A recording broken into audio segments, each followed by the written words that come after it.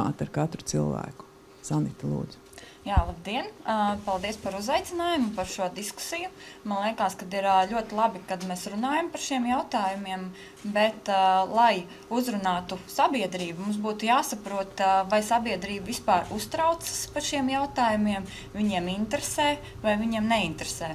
Un, es no savas puses parādīšu datus par to, ko mēs esam izpētījuši, lai saprastu, kāda ir tā ikdiena mūsu sabiedrībā. Digitālās drošības alianses partneris ir vietējais sociālo tīkls Draugiem LV, un tas ir uzņēmums, kuram rūp digitālās drošības jautājumi, un mēs esam arī papētījuši to, ko visvairāk iedzīvotāji negribētu pazaudēt. Un visvairāk negribētu pazaudēt mobīlo telefonu.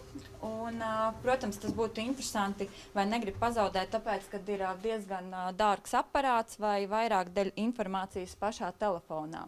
Pēc tam seko bildes datorā vai telefonā, ko arī Didis minēja, kas viņam ir svarīgi. Un pēc tam seko finanšu informācija, un attiecībā šajā punktā es gribu atgādināt, ka, ja cilvēki, ja jūs saņemat e-pastā, tā kā e-pastu no bankas, kurā jūs aicina ievadīt kodu kartes vai paroles, tad lūdzu to nedariet, jo banka nekad tā nedarītu. Un arī, protams, ja jūs izmantojat paroli internetu bankā, tad citur viņu nevajadzētu lietot. Un kā arī nevajadzētu nekādā gadījumā nodot citām personām.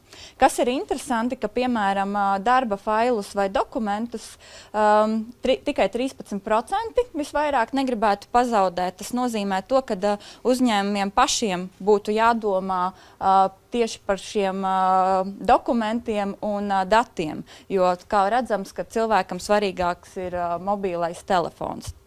Līdz ar to mēs arī papētījām to, ko visvairāk iedzīvotāji baidītos publiskot, un izrādās, ka visvairāk baidītos publiskot tieši privātu saraksti, tad seko par finanšu informāciju, kāpēc ir privātā sarakste. Nu, es domāju, ka tur varbūt ir daudz dziļākas saknes, kāpēc tas tā ir, bet tie dati katrā ziņā ir interesanti, jo, piemēram, komentārus pie ziņu rakstiem negribētu publiskot tikai 2%. Tā kā, un, protams, arī darba vietas komerc noslēpums 5%. Tādējādi tas parāda to, ka uzņēmumiem būtu pašiem daudz vairāk jādomā par šo datu un informācijas drošību. Arī nākamais šodien jauni pavisam dati. Mēs esam papētījuši sadarbībā ar Draugiem LV, vai iedzīvotāji būtu gatavi maksāt, lai pārbaudītu savu digitālo drošību. Un mēs esam nolikuši vairākus iespējamos variantus. Šeit viņi pagaidām vēl nav, tāpēc, ka es gribu uzdot katram diskusijas dalībniekam, kā jums liekas, vai kāda ir tā sabiedrības gatavība maksāt, ne tikai pārbaudīt, bet arī kaut ko samaksāt, lai pārbaudītu, cik viņi ir digitāli droši. Un arī tiešraidē, kas jūs skatāties, kāds ir jūsu viedoklis, varbūt padomājiet.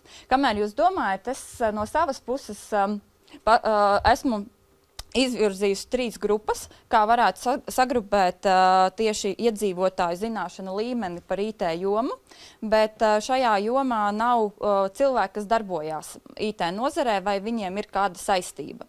Tad pirmā grupa ir tāda cilvēki, kuri seko regulāri līdzi visām aktivitātēm tieši IT jomā. Viņi varbūt nestrādā, bet viņiem tas interesē. Viņi seko līdzi, kad iznāk jauns telefona aparāts, viņi salīdzina ar to, vai viņam ir labāks modelis vai nē, vai ir jēga pirkt vai nav jēga pirkt. Ja ir, piemēram, kāds iznācis jauna operētāja sistēmas versija, viņš arī palasīs fórumus. Ja viņam ir interese par elektronisko parakstu, viņš veltīs pusdienu. Viņš ir gatavs tam, jo viņam tas interesē, un tā vide un tās tehnoloģijas ir daļa no viņa dzīves. Otrā grupa ir taisni pretēji, viņi reizēm izmanto ja viņam ir tā zināšanas vai vajadzība, bet viņu tas neinteresē. Viņu galīgi neinteresē tur nosaukumi vai kad tur iznāca jauna operētāja sistēmas versija vai kāds jauns telefona aparāts, viņš tam nepievērš uzmanību. Un reizēm liekas, tie ir tādi vecāki cilvēki, bet tie, kas darbojās biznesā vai ir uzņēmēja darbībā, viņi noteikti par to domā un tā tālāk. Bet īstenībā reizēm tā nav. Pirms pāris gadiem man ar kolēģi bija jāgatavo publikācija par operētāju sistēmu tirgu Latvijā. Tanī laikā tuvojās laiks, kad beigsies Microsoft atbalsts Windows XP operētāju sistēmai, kam tagad šobrīd ir beidzies. Un mēs aptaujājam vairākus uzņēmējus, vai viņiem šis jautājums satrauca vai nē, ko viņi plāno darīt, jo tanī laikā tieši XP bija viena no populārākām operētāju sistēmām. Un tā atbilde bija tāda no viena uzņēmēja. Viņam apgrozījums tolaik gadā 40 miljoni latu, tātad pie 6 miljoni eiro, tātad liels uzņēmums. Es neminēšu konkrēti nosaukumu un uzņēmēju vadītāju. Un uzdodot viņam jautājumu, vai viņu satrauc šis jautājums, viņš atbildēja, XP? Jā, labs jautājums, vai ne? Viņš nevarēja pateikt ne savu operētāju sistēmu, ne datoru, kādu viņš izmanto, jo viņam tā ir tikai iekārta, kurā viņš darbojās, lai nosūtītu e-pastus, un tā stratēģija ir tāda, ja kaut kas nestrādā, tā tad ir jāzvana IT departamentam, un viņš, lai tiek ar visu galā. Kā tas notiek, kādi ir nosaukumi, viņu tas neinteresē, un ja viņam pārdot kādu IT risinājumu, tad viņam vajadzētu piedāvāt, ka pateiktu, peļņa tev pieaugs 2 reizes, viņš saka, labi, tad es pērku, bet viņu tā digitālā vide neinteresē. Un tas trešā grupa ir tāda cilvēka, kuriem ļoti domā par savu privātumu, un viņš varbūt ir aizdomīgs ne tikai digitālajā vidē, bet vispār. Ja viņam pajautā informāciju, piemēram, par kādiem, lai viņam jānodod savus datus, tad viņš atbildētu atbilstoši, kuram normatīvajam aktam jūs tagad man prasat informāciju, un arī digitālajā vidē viņš ir ļoti piesardzīgs un, teiksim, tā uzrunāšana par digitālo drošību viņam varbūt gluži nav aktuāla, varbūt taisn otrādāk viņu būtu jācenšas pārliecināt, lai viņš saskatītu digitālajā vidē šīs priekšrocības. Un, ņemot vērā, kad ir valstī šie plāni iet ID karšu virzienā, ka tās ID kartes ar parakstiem būtu visiem iedzīvotājiem, tad, piemēram, pirmajā grupā cilvēks pajautātu, vai tajā ID kartē bez e-paraksta arī bankas karti var ielikt, lai viņš varētu izmantot un arī maksāt. Otrā grupa pajautātu, labi, bet kāds būtu tas rezultāts, cik tas maksātu un ko es ar to ID karti un elektronisko parakstu varu izdarīt. Un no trešās grupas tas jautājums būtu tāds, vai es varu atteikties no elektroniskā paraksta un no ID kartes arī, jo es labprāt izmantotu tikai pasi.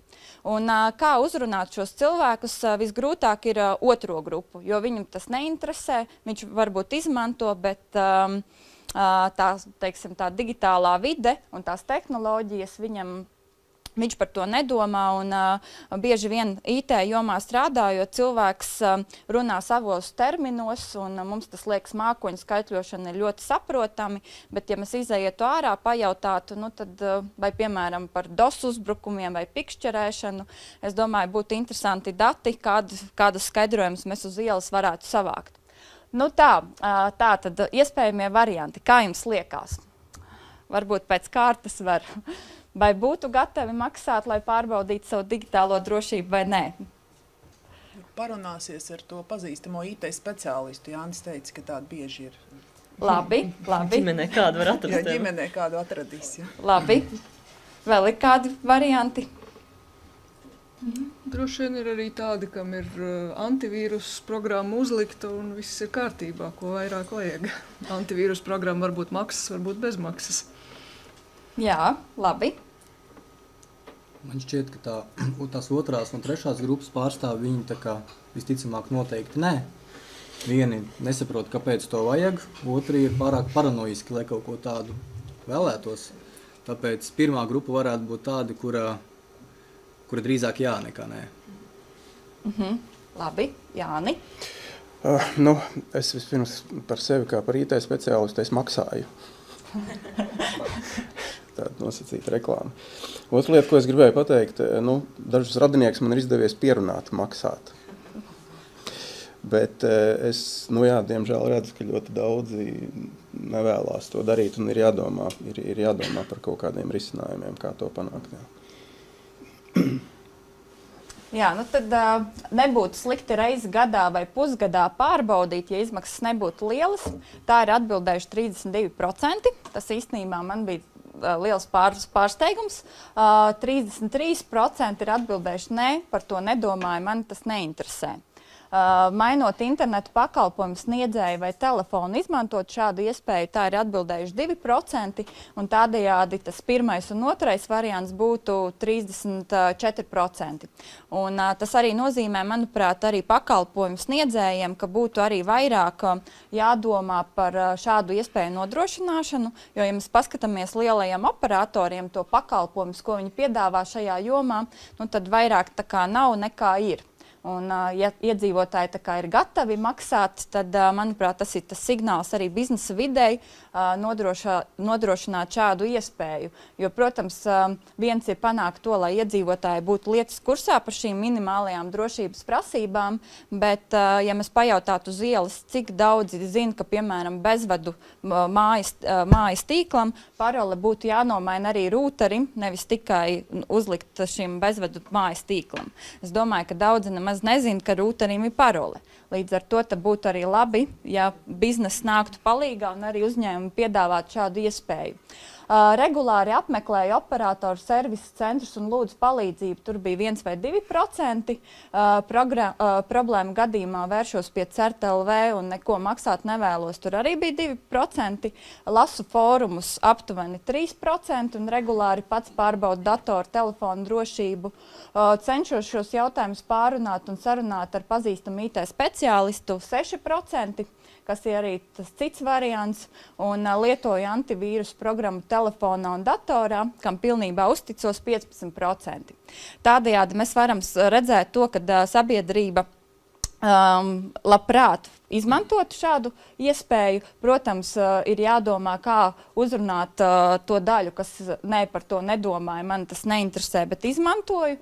Līdz ar to izaicinājumu ir daudz, un, manuprāt, kopā strādājot, mēs varam panākt uzlabojumu šajā jomā. Paldies!